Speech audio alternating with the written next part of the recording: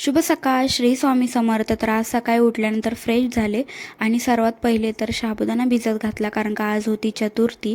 आणि साबुदाणा भिजत घातल्यानंतर साहेबांना नाश्ता चहा दिला आणि ते शॉपवरती गेले. त्याच्यानंतर मी देवपूजा करून घेतली आणि देवपूजा केल्यानंतर उपवास असल्यामुळे मला चहा तर आवडत नाही, त्याच्यामुळे मी स्वतःसाठी कॉफी बनवली आणि ती पिली. आणि ती पित असताना माझ्या डोक्यात एकच विचार होता की आज जेवण बनवायचं नाही आहे, कारण का माझा उपवास असला म्हणजे साहेबांचा पण उपवास असतो, म्हणजे त्यांना साबुदाणा आवडतो म्हणून त्यांनी सांगितलेलं की दोघांसाठी पण साबुदाणाच बनव. तर जेवण नव्हतं बनवायचं, त्याच्यामुळे दुसरं काय काम करता येईल असा विचार केल्यानंतर मला आठवलं की मला एक चिनी गुलाबचं झाड लावायचं होतं. आणि ते झाड लावण्यासाठी माझ्याकडे कुंडी नव्हती. तेव्हा बाजूच्या काकूंनी ज्यांनी मला फांद्या दिल्या त्यांनीच ही मला आयडिया दिली की बॉटलला असं सिक्वेन्स वाईज होल पाडून त्याच्यामध्ये माती भरून मग फांद्या लावल्या तर खूप भारी झाड दिसतं पण आणि फुलतं पण. तर तशा प्रकारेच त्यांनी सांगितल्याप्रमाणेच मी ते काम करायला घेतलं आणि त्याला असे सिक्वेन्स वाईज होल पाडून घेतले. आणि एंडला ही अशी बॉटल दिसत होती. जेवढं वाटलं तितक्या लवकर तर ते झालं नाही, कारण का तो टेस्टरच पटकन गरम होत नव्हता गॅसवरती.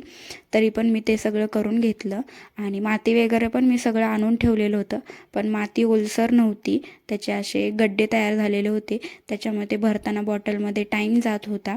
आणि ह्या सगळ्यामध्ये घरात गॅलरीमध्ये खूप जास्त पसारा झालेला, जे की तुम्हाला आता पुढे दिसेलच. आणि त्याच्यानंतर त्यांनी सांगितल्याप्रमाणे माती वगैरे मी भरून घेतली आणि माती भरल्यानंतर मग त्या प्रत्येक होलमध्ये एक एक फांदी लावायची होती, मग तीसुद्धा लावायला घेतली. तसे तर त्यांनी खूप साऱ्या फांद्या दिलेल्या आणि 3 कलरचे गुलाबाची फांद्या दिलेल्या, एक तर व्हाईट, पिंक आणि डार्क पिंक, म्हणजे बेबी पिंक आणि डार्क पिंक 3 कलरचे होते. आणि मग जास्त लांब असल्यामुळे मी त्या कट करून फांद्या लावल्या. तसं तर मी 2 दिवस झालं फांद्या आणून ठेवलेल्या, तरी पण त्याला गुलाबं आलेली होती. तसंच मी लावलं, म्हटलं तसंच लावल्यानंतर अजून काही फुलेल ती फुलं बघायला येईल काय होतं आहे. आणि ते सगळं लावून घेतल्यानंतर मग मी बॉटलमध्ये लास्टला पाणी ओतलं आणि झाकण लावून घेतलं.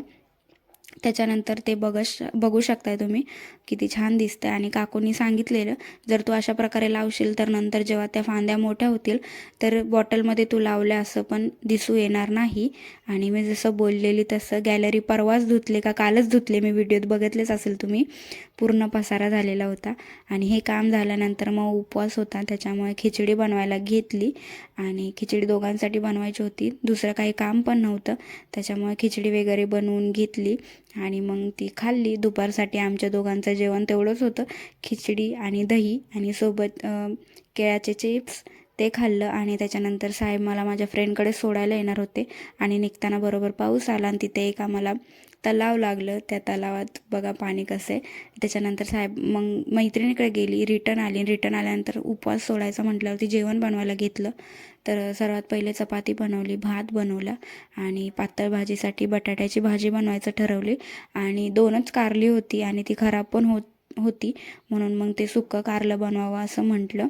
आणि मोदक बनवायचे होते पण यायला पण मला उशीर झाला, त्याच्यामुळे मग मी ते नाही बनवले, साधंच आपलं जेवण बनवलं, बटाट्याची भाजी, चपाती, भात आणि कारल्याची सुक्की भाजी.